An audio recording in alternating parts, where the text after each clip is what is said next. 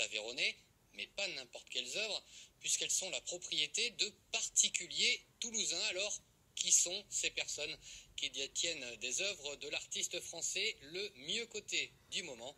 Réponse avec Emmanuel Watt et Olivier Denoun. Ils sont au nombre de 3, 2 chefs d'entreprise et un cadre bancaire. Sans eux, cette exposition n'aurait jamais eu lieu.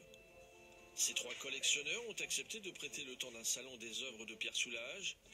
Vous ne les verrez pas fureter lors de l'installation, orchestrée par l'organisateur de la manifestation, l'anonymat étant l'un des points communs de ces 3 amateurs d'art toulousains, des hommes invisibles à l'affût de la pièce rare.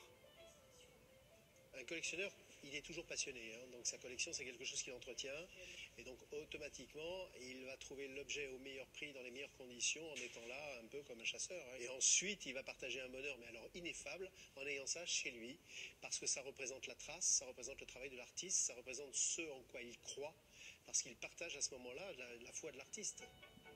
Il y a un moment... C'est pratiquement immanquable. Un collectionneur comprend que pour que ça puisse vivre, il faut montrer sa collection. C'est au contact des autres, au contact du travail de l'artiste dans de grands musées et des grandes expositions, que lui-même va comprendre effectivement ce qu'il possède justement. L'exposition rassemble 25 œuvres du peintre aveyronnais, des lithographies, des gravures et des sérigraphies dont la valeur oscille entre 12 et 20 000 euros. Impossible de soulager son compte en banque lors de cette exposition temporaire. Aucune œuvre signée Pierre Soulages n'est à vendre. C'est bien dommage. Voilà pour l'essentiel de l'actualité en Midi-Pyrénées.